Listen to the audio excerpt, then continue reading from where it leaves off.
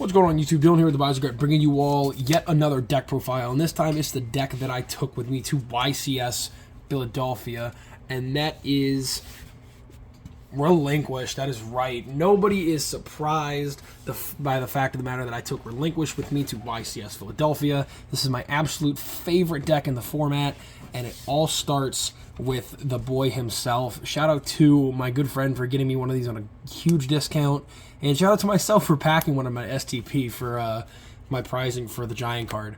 I also want to give a really big shout out to Alibaba here on YouTube for theorying this list with me and helping me come to a list that I like, making changes even well into day 2 of the event for the second Giant card and for the second round of flights.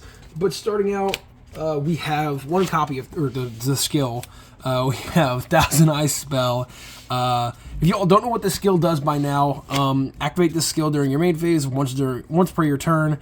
You can discard a card and use one of the following skills, and you cannot conduct your battle phase this turn. You can either Ritual Summon or Relinquish from your hand by tributing a monster, or you can Fusion Summon a Thousand Eyes Restrict. This skill comes in so clutch going first, being able to keep stuff like Psychic Shockwave online if you draw a Ritual spell with a Relinquished. Card is absolutely insane, and to pair along with it, obviously, we have to play the Relinquished cards. 3 Illusion Faceless and 3 Relinquished. Let me pull these on camera. This resource loop of just being able to, bounce back and forth off of each other is just absolutely insane. The fact that this card triggers off of like Wonder Wand, being Kaiju'd, being used for a Ritual Summon or a Tribute Summon, this card is crazy. The fact they gave us this card so early into Speed Duel's like existence is crazy to me. But the fact that this deck was never relevant due to it is wild to me. I will say the one thing that hurt about playing this deck this weekend was the fact that Banisher Joey was running around a lot.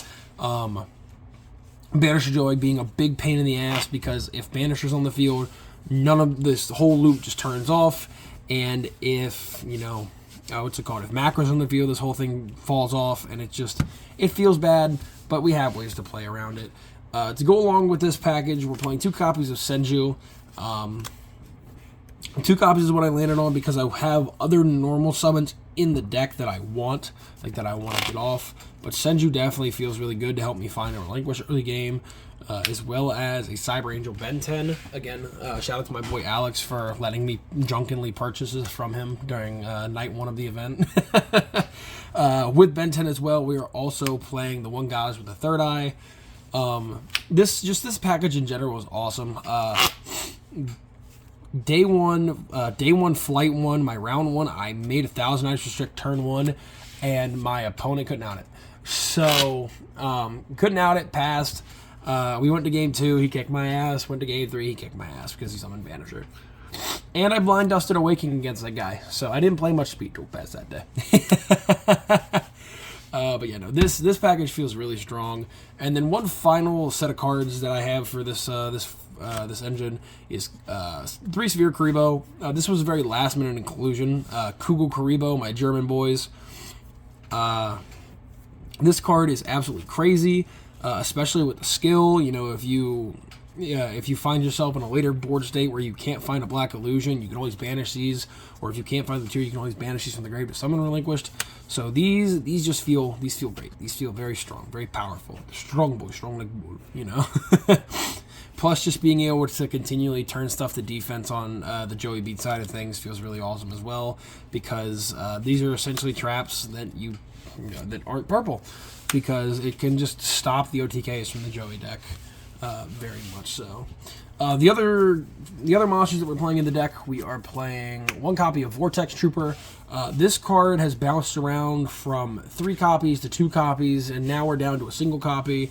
I played I played 2 copies the first night of YCS Philly, and I played 1 copy the second night of YCS Philly, and I feel like I resolved this card with more upside in day 2 of the event than I did day 1, because there were times in day 1 where I would summon this card and I would use its effect and I would shuffle and draw another copy of it, and that just felt terrible, because even though I had it as like a pitch or a discard for Relinquished, it could have been a Book of Moon or a Breaker or a Werewolf or anything like that that could have pushed me farther in the game. Speaking of Breaker and Werewolf, one of my 3-0s was Ben 10. Another one of my 3-0s is Breaker, and the last 3 of in the deck, I'll just say it right now, is Book of Moon. Just having the one Book of Moon in the deck feels really awesome. Same thing with the one Breaker. Just having a Saki normal summon feels really cool. As well as 1 copy of Werewolf and 1 copy of Jinzo, because trap cards suck in our format, especially with Battle Survivor running around. I definitely wanted to bump Werewolf. I definitely want to bump Werewolf up to multiple copies here in later iterations of the deck. But for now, 1 and 1 felt fine. I feel like this deck does a lot of like go back and forth, filter your deck out type of shit, with 3 copies of pre-prep and having Foolish and Wonder Wand and, you know, Vortex Trooper. We find a lot of crazy stuff. And then the last monster in the deck is 1 copy of Dogran. This 5-card selection for the rest of the monsters felt really good as well as the fact that we're playing essentially 3 copies of Jinzo because we're playing Psychic Shockwave. The skill makes it to where if we pre-prep and we find Relinquished and Ritual Spell, we can just keep the Ritual Spell in hand and then, you know, use the skill to summon the Relinquished, and then just set Psychic Shockwave, and if our opponent decides to try and do some crazy shit in the battle phase or during our turn, like Floodgate or anything like that, when we go for our kill, we can just Shockwave summon Jinzo and tell our opponent to go to hell. So, yeah. That was big. Going on to our spell cards, the Psychic Shockwaves were the only traps in the deck, so I figured I'd just get them out of the way there. Going on to the spells, we have 3 Black Illusion Ritual and 3 copies of Pre-Prep of Rites. Cards are crazy. Don't know why this card's in the format. Card is super strong. I'm not going to lie to you. And then we're playing 2 Foolish because finding Apprentice Illusion feels good. There were also times in testing where I Foolished Sphere Karibos to where I would Foolish Sphere Karibos so that I would have the material to use it off the skill. So that was always fun. And then we have Wonder Wand as a one of, and then our last one of in the deck is Book of Moon. Just want to take a second to highlight Wonder Wand. Being able to Wonder Wand any of our main monsters that sit on the field, being both Relinquished and both Relinquished and both Relinquished and Apprentice Illusion Magician, feels really, really strong. I'm not gonna lie to you. Just being able to, you know, summon illusion, do the illusion loop, and with illusion on my field, go Wonder Wand, equip to the illusion. Wonder Wand effect, sack both, draw 2, and then illusion effect, summon back Relinquished. It's so good. So strong, so powerful. Going into the extra deck, we have the obvious, the super strong, super happy, super lovey-dovey fun time, 1,000 Items Strict. We also have Ojama King, we have Cyberblader, Nova Master, Arcana Knight Joker, and and Master of Oz. These 2 don't truly matter. Didn't really summon them. I don't really think I can even summon Nova Master half the time.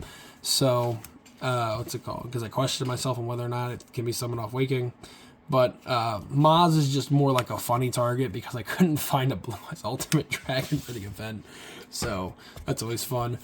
Going into my side deck changed up a lot going into the event, but this is the 6 that I really liked.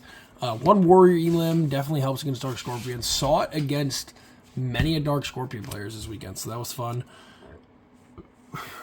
1 copy of Creature Swap. This is, again, a really weird one. With Dogran, it makes some sense. And then with some of our normal summons, like I can normal summon a Spear Karibo or set a Spear Karibo and Creature Swap in my opponent thing. Use their thing to Ritual Summon, one cool thing I did this weekend was I normal summoned, I think, a Senju, or I normal summoned a Breaker, used Breaker's effect, popped a back row, activated Creature Swap, gave my opponent the Breaker, and then use Relinquished to suck up the breaker. So that felt very strong. For the traps in the side deck, one Waking the Dragon. I hit this card on my opponent's field more than my opponent hit on my field this weekend. One copy of Dust Tornado, the thing that kept hitting Wakings on my opponent's side of the field. One Curse Shield, a Forbidden Spell. Pre-prep sets this card up, so it feels really good. And then a Jar of Avarice, because I don't like to Dynamill out. Thank you all so much for watching this video. All in all, I think that this deck is going to be put on the back burner until after the wave of Banisher and Macro has been taken out of the format. This deck is just unplayable under a Macro half the time. Not being able to Illusion Loop feels really bad. Not being able to banish Karibos or even use your Karibo feels really bad. So for the time being, I think that this deck is going to go on the back burner. But again, shout out to Alibaba for talking a lot of turkey with me on this list. If you all want to see a more like niche breakdown of the video of the deck, of his version of the deck, he did a 1-minute deck profile on this list not too long ago, so you can check that out on his channel, on his shorts tab. Yeah, thank you all so much for watching this video, and I will see you all in the next one.